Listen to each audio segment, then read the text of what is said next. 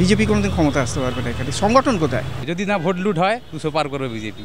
বিজেপিকে ভোট না দেওয়া উচিত। এবার 140 থেকে 155-এর মধ্যে পাবে।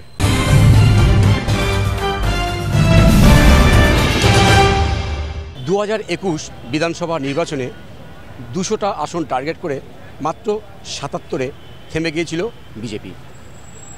2026 বিধানসভা নির্বাচনের আগে বিজেপি বলছে 180টা আসন পাবে তারা। সম্প্রতি রাজ্যে কেন্দ্রের স্বরাষ্ট্রমন্ত্রী অমিত শাহ তিনি এসে বলে গেছেন যে যদি রাজ্যে শান্তিপূর্ণ এবং সন্ত্রাস ছাড়া ভোট হয় তাহলে কিন্তু বঙ্গে পদ্ম ফোটা শুধু সময়ের অপেক্ষা। কিন্তু সাধারণ মানুষ কি মনে করছে, সত্যি কি রাজ্যে পদ্ম ফুটবে? কটা আসন পেতে পারে বিজেপি, তার খোঁজ করব আমরা। সাধারণ মানুষের সঙ্গে কথা বলে জানার চেষ্টা করব তারা কি মনে করছে। ক্ষমতা আসতে পারবে না, বিজেপি কোনোদিন ক্ষমতা আসতে পারবে না। এখানে সংগঠন কোথায়? সংগঠনই নেই তো দাদা। প্রত্যেক মোড়ে মোড়ে তৃণমূলের লোকেরা প্রত্যেক জায়গাতে আছে। আমি তৃণমূলকে ভালো খারাপ এসব বলছি না, কিন্তু স্যার তৃণমূল আছে, অন্তত কিছু না হলে নর্দমা পরিষ্কার, রাস্তাঘাট পরিষ্কার, কোন লাইটটা জ্বলছে না জ্বলছে এটা স্যার করে থাকে।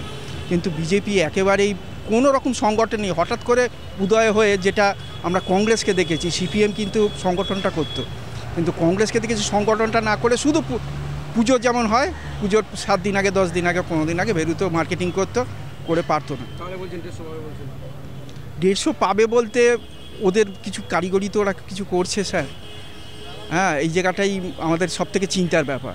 আর সবথেকে আমি অন্তত এটা মনে করি যে এখনও যা করুক আমার বাংলার পার্টি করুক।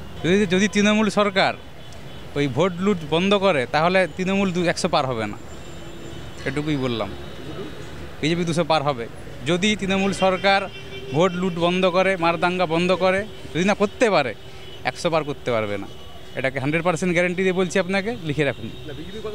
200 পার করবে যদি না ভোট লুট হয়, 200 পার করবে বিজেপি। সাধারণ মানুষ হিসাবে আমি বলবো বিজেপিকে ভোট না দেওয়া উচিত। চারিদিকের অবস্থা কি, সাম্প্রদায়িক দাঙ্গা, এটা আমি বলতে পারি না, আমি বিশেষজ্ঞ নই। তবে আমার ব্যক্তিগত মতামত বিজেপিকে না ভোট দেওয়া উচিত। পাবে না। এবারে কটা পাবে? হিন্দু মুসলমান করতে করতে থাকতে তো তারা তো কিসের জন্য সিট পাবে না। তো সবসময় তো উল্টো রাজনীতি করছে। কটা পাবে? পাবে না, ওরা শুভেন্দু অধিকারী তো হেরে যাবে। তাহলে কটা পেতে পারে? পাবেই না, ওরা সিটই পাবে না বাঙালি। এবার 140 থেকে 155-এর মধ্যে পাবে। অ্যাকচুয়ালি আমাদের যে অভিজ্ঞতা তাতে আমরা যেইভাবে নিয়ে এসেছিলাম, একটা অপশাসনের বিরুদ্ধে সবাই যেটা বলছে, তারপরে যেই উদ্দেশ্যটা নিয়ে এসেছিলাম, উদ্দেশ্যটা আমরা চোর তাড়াতে গিয়ে ডাকাত নিয়ে এসেছি।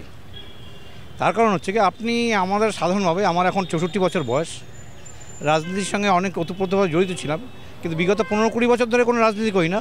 কিন্তু আমার বাড়ির ছেলেমেয়েরা, আমার বাড়ির শিক্ষিত ছেলেমেয়েরা ওয়েস্ট বেঙ্গলে নেই, আমার নিজের আশেপাশের বাড়িতে কোনো ছেলে মেয়ে পাড়াতে নেই, সব আদার দেন বেঙ্গল।